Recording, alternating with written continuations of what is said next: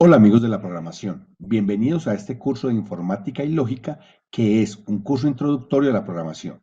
En él vamos a ver un ejemplo utilizando el método ideal para la solución de problemas.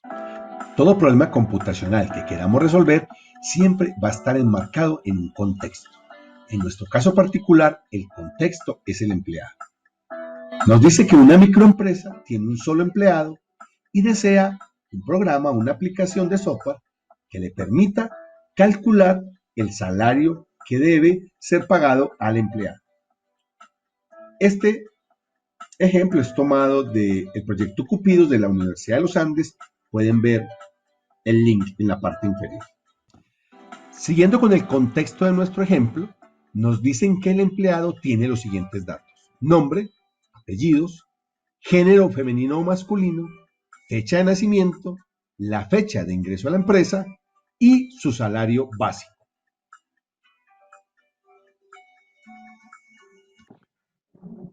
Otra información muy importante que nos dan en el contexto del empleado son las fórmulas que la empresa utiliza para calcular el salario por pagar. Aquí nos dicen que es el salario básico más las prestaciones menos la seguridad social. También nos especifican que las prestaciones son la antigüedad por el salario básico dividido 12. Finalmente, la seguridad social la calculan por la multiplicación del salario básico por el 12%, es decir, el 12% del salario básico. Vamos a presentar de una manera muy resumida los pasos del método ideal. El primero corresponde a la identificación del problema. Se supone que en el contexto que nos han expuesto hay un problema, una situación que queremos solucionar con un programa, con un algoritmo. El segundo paso es definir el problema.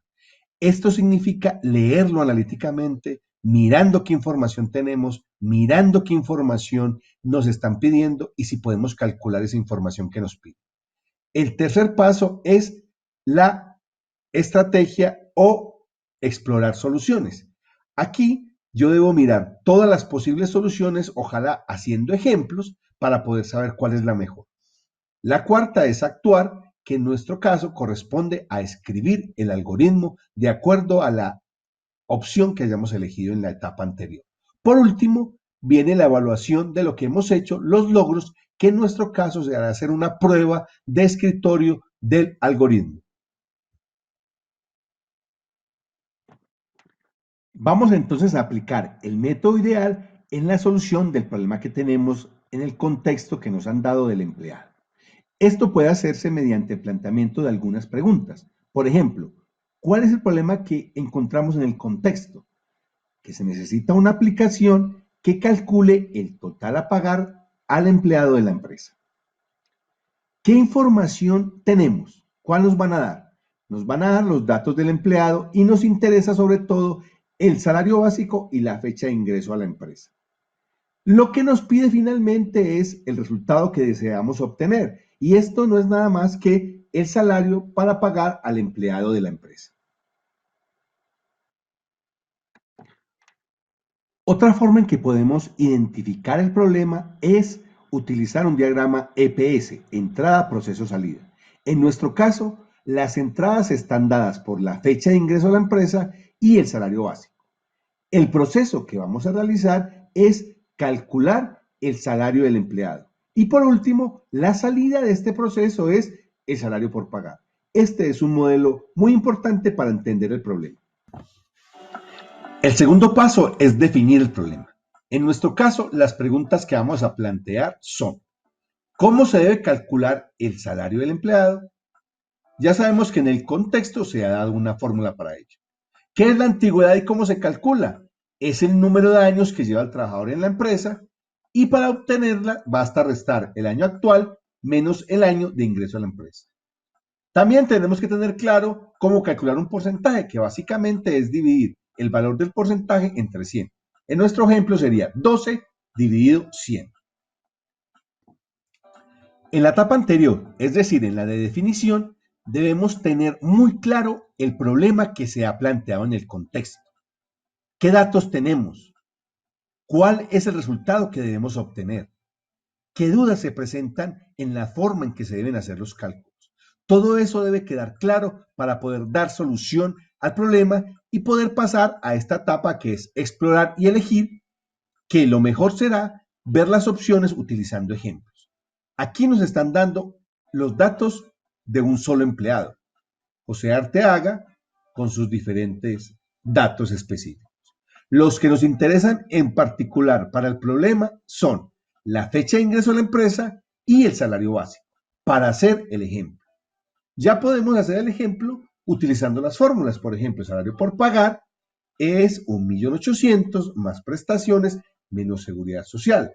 Las prestaciones son la antigüedad por 1.800.000 dividido 12. Es decir, le vamos dando valores a las fórmulas que ya conocemos.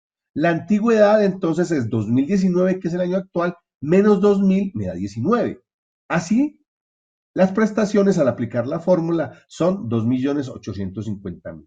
Por último, calculamos la seguridad social, reemplazamos los valores en la fórmula y nos da un valor. Esto nos sirve para entender cómo, con la información que nos dan, podemos calcular la respuesta que nos piden. En la etapa de estrategia y de selección de la estrategia, se deben hacer todos los ejemplos que sean necesarios para entender cómo se soluciona en casos particulares el problema que nos están planteando. Se deben hacer los ejemplos suficientes para poder llegar a la generalización, es decir, al algoritmo. Los elementos de un algoritmo van a ser el identificador, que es el nombre del algoritmo, los datos de entrada que no tenemos en el sistema. Miremos que el porcentaje de la seguridad social, no va aquí. Y luego va el algoritmo, es decir, los pasos. Aquí tenemos leer el salario básico, leer la fecha de ingreso a la empresa, hacemos el cálculo de la antigüedad, que sabemos que es la resta de las dos fechas. Miren que las instrucciones deben ser específicas, sin ambigüedad, claras. Calculamos las prestaciones de acuerdo a lo que nos han explicado en el contexto, calculamos la seguridad social, es decir, sacamos el 12% y con esos datos podemos ya obtener el salario por pagar de manera general. La última instrucción del algoritmo será escribir ese resultado. Miremos la relación que tenemos allí. Los datos de salida corresponden con ese resultado que escribimos, es decir, con el salario por pagar, lo podemos resaltar aquí. Y a su vez, los datos de entrada son los que debemos leer en el algoritmo. Que quede muy claro que ya hemos llegado a este algoritmo después de hacer todos los pasos que nos propone el método ideal. Si ya hemos escrito el algoritmo siguiendo todos los pasos del método, es posible que este se encuentre correcto, pero el último paso del método es probar que efectivamente el algoritmo funciona de acuerdo al problema que debes solucionar. Para ello vamos a hacer una prueba de escritorio que consiste en ir siguiendo paso a paso el algoritmo y ver los resultados que nos van dando. La primera instrucción es leer el salario. Es algo que debe ser ingresado, por ejemplo, 1.800.000. Leer la fecha de ingreso también debe ser ingresado. Nos están entrando el 10 de octubre del 2000.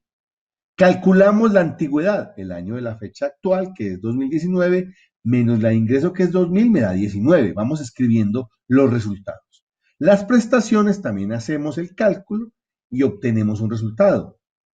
Luego, el quinto paso es calcular la seguridad social. Tenemos el salario básico allí, lo multiplicamos por el 12% y tenemos la seguridad social.